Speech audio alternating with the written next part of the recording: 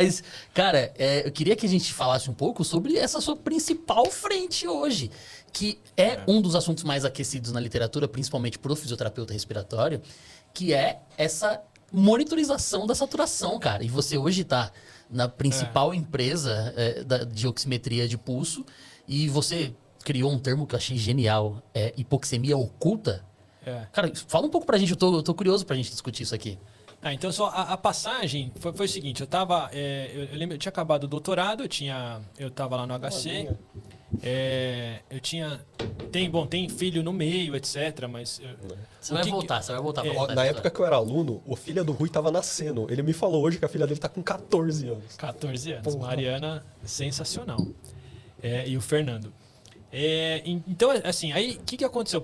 Só o curto da história, tem a Cláudia, que eu conheci na época que eu estava começando lá na faculdade, ela já estava ela tinha voltado do Japão.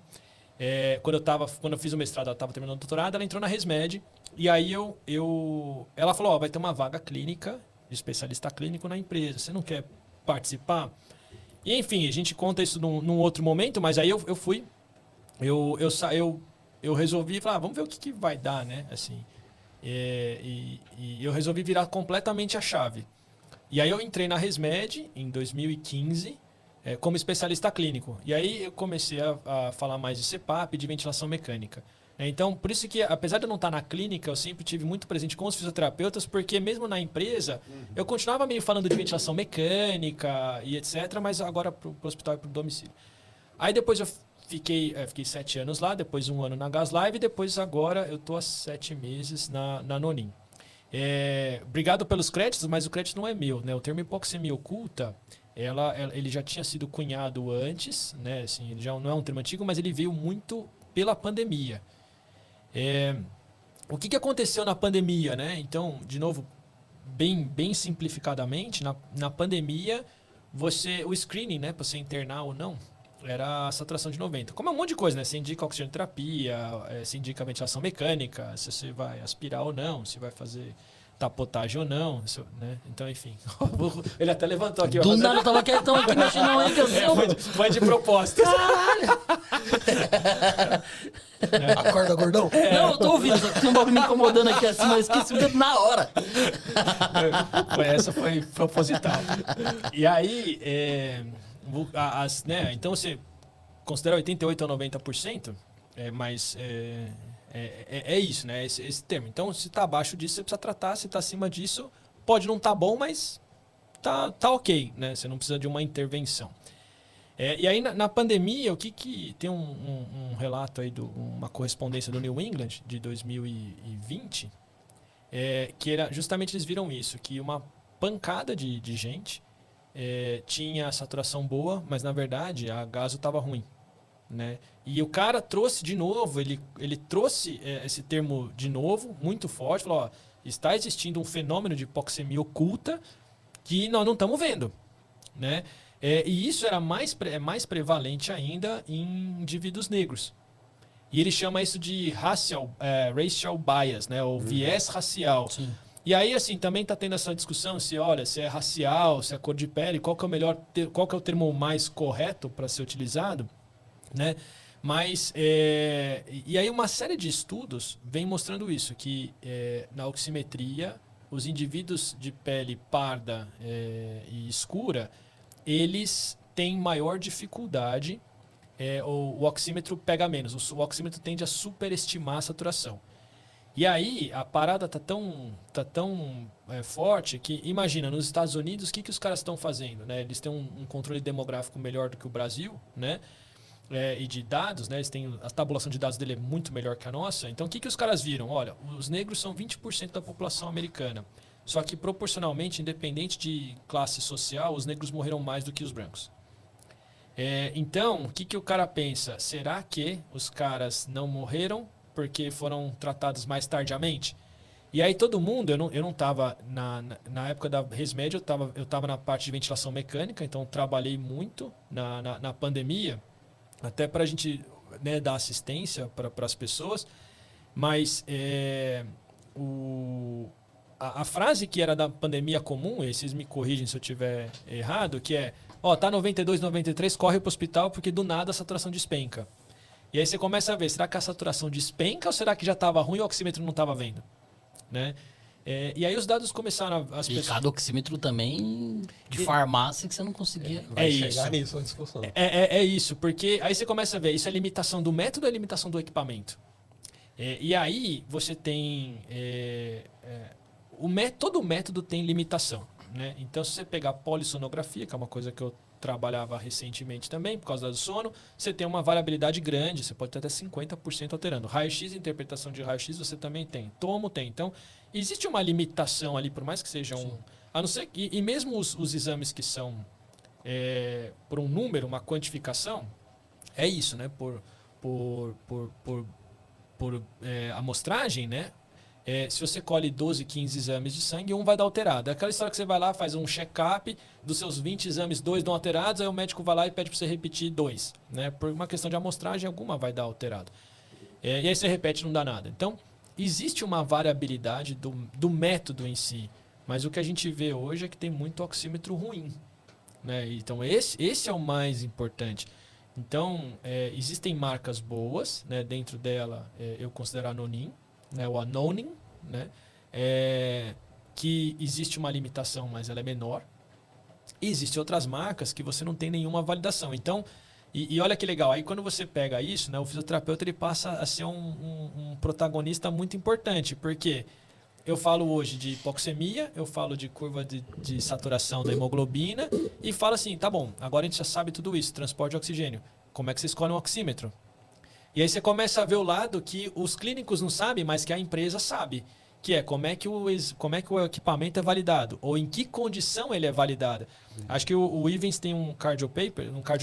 Sunday Papers. Cardio Paper é outro. Mas tem um Sunday Paper recente, que ele justamente comenta desse artigo comparando 11 oxímetros, que é um pouco isso. Quer dizer, tem bons e tem oxímetros que não são validados. Que tem uma limitação que é quase aleatória, que é você falar assim, Ivens, fala um número de 80 a 100, ele vai falar 85, saturação do Guto. Né? Então, acho que a pandemia ela trouxe muito isso, da gente achar que, como não tinha oxímetro, é melhor ter um qualquer do que não ter nada. Hoje eu já penso que talvez é melhor não ter, porque o número é muito importante. Né? Então, você imagina, você está lá o paciente com desconforto respiratório, o cara às vezes uma leve sudorese, né? Taquipneico, e aí você vai lá, tá 94. Você fala, não, você não tá tão ruim. Né? Isso, o número a gente é muito guiado por número. Principalmente o leigo. Principalmente o leigo. Olha, eu queria que fosse só, viu? Não, mas é que quando chega no leigo, talvez ele só tenha um número. Ele nem sabe esses sinais que a gente está comentando. Exato. Né? E tem, por exemplo, a hora que você ia... na verdade, a tarefa é tão grande, porque assim, você imagina que hoje no Brasil a maior parte dos pacientes em ventilação mecânica domiciliar, que é um assunto que eu vejo muito mais do que hospital, boa parte desses pacientes são neuromusculares, sejam adultos ou crianças. Sim. E a mãe, né, ou o parente, enfim, a mãe é o mais intuitivo, ela quer o 98. Né, ela não quer nem o 96. E aí, como é que você chega para a mãe... Né, e fala assim, olha, esse 98 não é verdade, e é esse 92 aqui, que é o verdade, mas é que tá tudo bem ou que não tá tudo bem.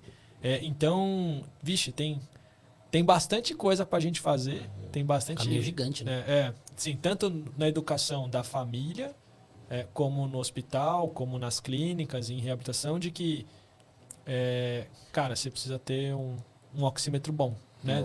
Esse assunto, cara, é um assunto que eu gosto muito, porque quando eu descobri esse assunto, mudou minha prática.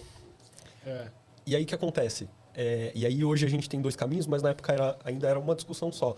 Então quem começou essa discussão foi o Theodore Iwashima, que é um médico intensivista americano, que ele estava em Michigan, agora ele está no Hopkins.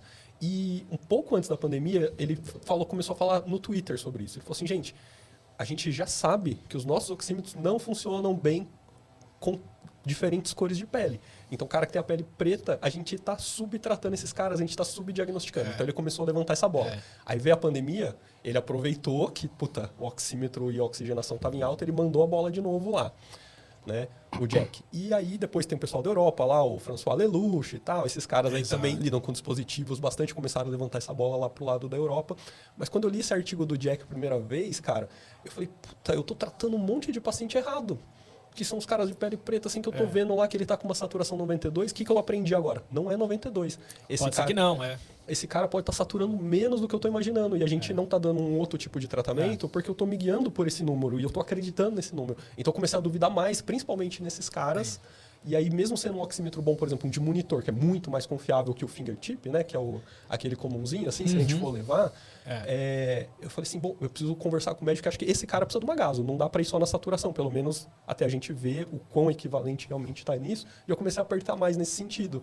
E deixei passar menos, sabe? Assim, tipo, eu fiquei mais confortável, assim, bom, já que eu aprendi isso, eu preciso levar isso para a beira do leito. E eu ficava mais confortável tendo essa discussão na beira do leito.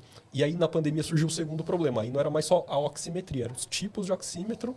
E veio a segunda discussão que eles colocam nesse artigo. E eu escolhi esse dos 11, porque eles trabalham as duas coisas, o oxímetro e essa diferença de cor de pele, né? Então achei que é um artigo que aborda os dois lados assim legal e dá para ver isso bem, porque daí na minha época de graduação só existia um oxímetro portátil de dedo, Nonin. Quem nunca viu o Nonin pretinho que tem os números vermelhos, né? Mas provavelmente muita gente não viu. Porque a marca acabou, no Brasil, ela acabou afastando, né? Então, ela perdeu um pouco a divulgação e óbvio, entrou um monte de outras marcas. Mas na época a gente vê mais aquele de mesa, assim. Na época era o único. Mas na época era o único. O único que você pegava e botava no dedinho. Cara, a primeira vez que eu vi aquele oxímetro, eu achei maravilhoso. Posso levantar uma preocupação também que eu tinha na pandemia, que aí só aumentou com essas informações? Na pandemia houve um estímulo muito grande de se utilizar a relação SF. Isso. Que pra mim já era um problemaço, já pela dissociação da oximoglobina. E se a gente for levar em consideração o resultado, aí termina de cagar tudo, né? Não, exato. E de novo, assim, existe uma limitação. Esse artigo do eBiomedicine, que é do grupo Lancet, ele é super legal, acho que talvez hoje é o mais completo. O que estaria faltando ali é a baixa perfusão, porque ali em indivíduos saudáveis que você simula hipoxemia. Como é que você simula hipoxemia? Né? Colocando um saquinho no pescoço do cara, vai respirando aí, né? E aí você controla... O método Capitão Nascimento. Cadê o baiano, porra? Você pega isso, você controla quanto de oxigênio, você tem lá uma mistura gasosa e você controla isso em laboratório, quanto de oxigênio o cara está respirando. E você vai diminuindo isso e você vai simulando uma hipoxemia. Falta a baixa perfusão. Então, isso tem várias coisas que podem interferir, né? Então, e só acho que um comentário interessante, o Theodor Iwashima, ele falava de mobilização precoce. Sim. Ele tem um dos caras, então assim, ele é o cara da terapia intensiva, ele vai abordando vários assuntos. Assim, porque ele criou o Thrive lá, que é o programa que acompanha depois da alta e tudo mais. Exato, e aí ele depois trouxe essa bandeira também da oximetria, né? Então, assim, não só a pele escura, mas os principais fatores que eles não são determinantes para a validação de um processo. Primeiro que o oxímetro é validado em indivíduo saudável. Então, esse é o primeiro ponto. Você tem um treco que é feito para detectar a hipoxemia, que é validado em indivíduo saudável, onde a hipoxemia é simulada. É um equipamento usado em doente que é validado em saudável. É isso. Né? Então, isso tá vindo tudo à tona, onde você pega 10 indivíduos. Então, nos Estados Unidos, o FDA, eles pedem para que 2 pessoas sejam indivíduos negros. Porque lá negro é 20% da população. Mas, na verdade, isso fica diluído. 2 negros em cima dos 8 brancos, né? Quando você junta tudo na média, isso fica diluído. E foi o que o trabalho mostrou. A hora que você separa e pega 10 em cada um, fala, ó, aqui não vai bem, né? Então, acho que isso é um ponto. O probe, né? Então, o tipo que você falou do monitor multiparamétrico, ele tende a ser mais confiável, mas porque ele vem com reutilizável, né? Ele é um outro tipo, mas não quer dizer que todos vão ser, porque a tecnologia é a mesma.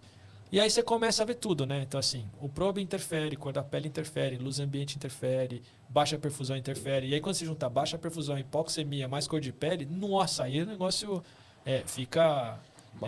fica maluco. Rui, pro pessoal que não conhece exatamente como funciona o mecanismo, a gente está falando de um emissor de 2 feixes de luz, vermelho e infravermelha, com um receptor contralateral, que vai estar observando ali o percentual de quão camufladas essas luzes são de acordo com a cor da hemácia. É isso. Só que aí você tem alguns fatores que vão gerar sombra, por exemplo, o esmalte, gera sombra na emissão. A melanina talvez seja esse o principal fator ou não? Sim, porque daí, exato, porque daí dá o que você dá da tonalidade da pele, né? Sim, que vai afetar diretamente A absorção. a absorção Porque a luz dessa- absorve diferente Isso. em cores diferentes. A emissão da luz branca direto também vai confundir o receptor do outro lado. Exato, porque na verdade a luz branca ela junta é a união de Todas todos as os cores. espectros. E aí quando você tem vermelho e infravermelho, ela acaba interferindo. Por isso que o de reutilizável, o sensor do multiparamétrico, ele tende a ser um pouco melhor do que o fingertip, de dedo.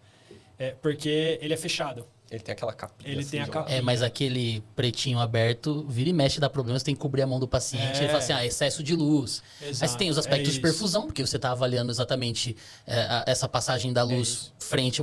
Então, só para o pessoal que não conhece como funciona o equipamento e quais são esses fatores que vão influenciar, para a gente conseguir entender como que essa população, e aí quanto mais retinta é a pele do indivíduo, mais complexa vai ser essa monitorização.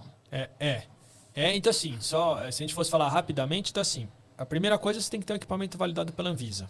Ponto, assim, isso é inquestionável. Na internet você encontra, eu fiz recentemente isso, você encontra equipamento de R$15, 40 eu comprei, assim, não vem nem Anvisa nisso. 2, então é validado pela Anvisa. 2, você precisa ver qual que é a faixa de operação dele. Alguns oxímetros são válidos para 90% a 100%. Tá lá, tá escrito lá. Então assim, eu falo que é o oxímetro para quem tá com problema, né? Então, assim, nossa, acho que eu tô com falta de ar. Ah, não tô, né? Tá aqui, tá bom. O oxímetro para ansiedade. O oxímetro por ansioso. Então, veja a faixa de operação e veja qual que é a variabilidade qual que é a amostragem dele nos diferentes níveis de hipoxemia. Então, a Anvisa, ela cobra 4% de ARMS, ela não é diferença de 4%, é de média quadrática, né? É variação média quadrática. Então, isso dá uma boa diferença, mas você tem que ver as validações. E aí, procurar dentro daquilo que você atua. Então, por exemplo, os oxímetros melhores eles vão ter validação não só para diferentes níveis de pacientes, que é pediátrico, adulto, né, pediátrico, adulto ou neonato, mas eles também vão ter validação para movimento, para baixa perfusão e diferentes tonalidades de pele. Então, nisso você já restringe uma boa parte, né? E só para, assim, como curiosidade, quem inventou, lançou o princípio da oximetria foi a Nihon Koden, né? Que é hoje quem está trabalhando lá na Nihon Koden é o Marcelo Beraldo. Sim. Né?